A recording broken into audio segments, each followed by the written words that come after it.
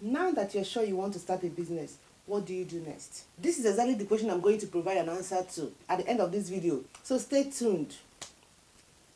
Getting a business idea can be as simple as keeping your ear down. They are everywhere. They are around us. Part of the reason most people don't get to launch their business idea is that they want to start something entirely new. After an entrepreneur initiates the first business idea, it's okay. This video is not to discourage the entrepreneurship spirit in you. Rather, the problem should not be coming up with something so unique that no one has ever heard of. Instead, answering these questions will help you. How can I do it better? How can I improve on this? Or how can I do this differently from the other people over there? Or simply, is there a market share not being served that makes room for another business in this category? Trying to reinvent the wheel is arguably a waste of time.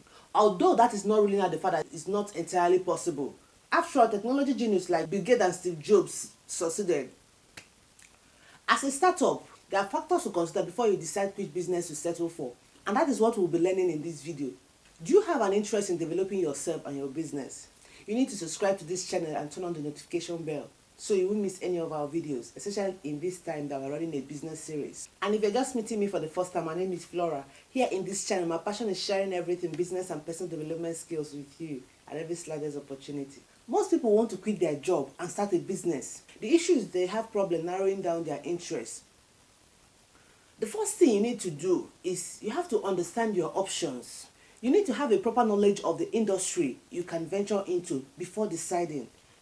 Let me break down on the industry so you get the proper knowledge. The first one is a service-based business. Anything you render as a service, it can be consulting, writing, cutting or making people's hair, which could be on or offline. While the second one is product-based business. An example of this type of business is ShopRite and Skillshare online. ShopRite physical, Skillshare online. Do you get that? The product offering could be either digital or physical product. Then the third one is information-based business. This can run both off and online. An example is books, video-based courses, basically selling information, and they are sometimes referred to as education company or content-based business. The second thing you need to do is to recognize your strengths. Now that you understand the type of business options you have, it's time to identify your strengths. We all have so many ideas, but the truth is, you can't do well in all.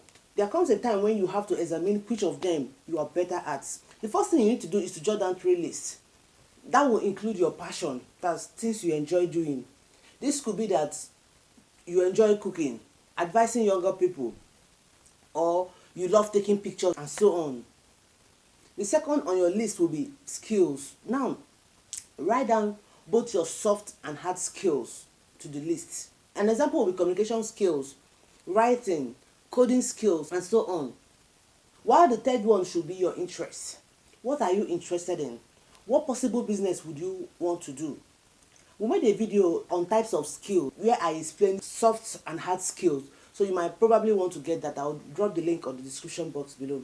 The third thing you need to consider when you want to decide on what business to do is consider startup funds. This is where it gets real. How much will it cost you to start? The truth is, business has to cost you something. Either you are paying in cash or time. Some businesses are relatively inexpensive to start. For example, starting a vlog or blog business will cost you only a little at the initial stage. Unlike starting your own fashion brand, it will require buying a sewing machine, materials, accessories, and more. The question you have to ask and answer yourself is, how much do I have at hand, or can I raise? This will guide you in making the right decision. Let's take fashion as a case study. Maybe your available cash is not enough. Instead of launching your brand and get stranded halfway, losing all your investment, you can start by buying other people's brand and sell while you work on your own capital. Or better still, you can start fashion vlog or blog while maintaining your present job until you have enough to launch your own brand. The fourth thing you need to do if you're trying to decide on what business to do is consider timing. How much time do you have and willing to invest in your business? The time I have as a mother, with toddlers cannot be the same with someone who is just graduating from university and still single without kids. Starting your own business requires a lot of time and commitment. Before you decide what business to start, you have to consider the timing. This is not when you're working under someone that once your work hour elapses, you go home. No, you have to consider your time. You have to work extra hours. This time around, you call the shot yourself. Consider what a stressful day is in the life of someone who is already running the business you have interest in. It looks like. Ask people already into it. You can as well go online and check videos and a life in the life of an entrepreneur, a life in it, just before you decide on what business to do, and remember work balance. The fifth thing you need to do if you want to decide on business to run is consider your value. While some enter into business for financial stability, it gets to a time when your value in life will play a vital role in the business. A client of mine once told me that he's not happy with his business, and to think that this business is one of the top nightclubs in Abuja, you might be thinking he's out of his mind. I mean, the goal of every business is to maximize profit, and that's what this business has done for this guy for the past four years or so. So I asked him why he's losing interest. He said he no longer spends ample time with his family, his kids especially. To this my client, one of his values is spending time with kids, but the business is robbing him of that. He said to me, I want to be part of their lives. I want to tell them bedtime stories. I want to take them to school once in a while, and so on. We got to a crossroad on how to balance it. But the point is, since you are at the stage where you are yet to decide on what business to start, consider what values are. It could be financial stability, family, freedom, or flexibility. Just, you need to put that into consideration before you decide. The sixth thing you need to do is to ask questions. Before you decide on what business to do, ask questions. Before you come to a conclusion as to what business you want to start, it is important to make inquiries from people already into the kind of business you have interest in. This is when you will hear first-hand information from people that are already practicing what you are yet to. Most importantly, ask about their mistakes and how they handled it. Ask about time and commitment, startup costs and profits. Try not to appear as a competitor, because if you do, they might withhold some information. Then decide if you want to continue in that field or not. So the last but not the least, calculate your risk. Starting your own business is a big risk on its own. If you don't embrace risk taking, you might want to rethink being a business owner. By risk here, I mean calculated risk, because risk taking enables and encourages innovation. Before you decide what business to finally settle with, ask yourself, what am I really risking? And assess the risk. What are you giving up? What will you lose if things don't work out? Don't risk what you can't afford.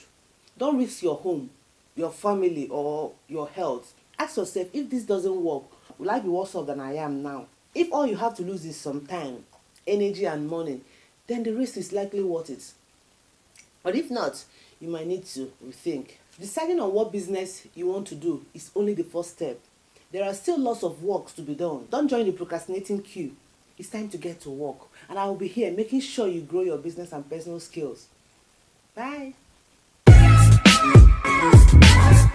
Skill Faculty is geared towards teaching, promoting, and empowering you with the skills needed to become a better version of yourself in all ramifications. Skill Faculty, we are on the side of skill.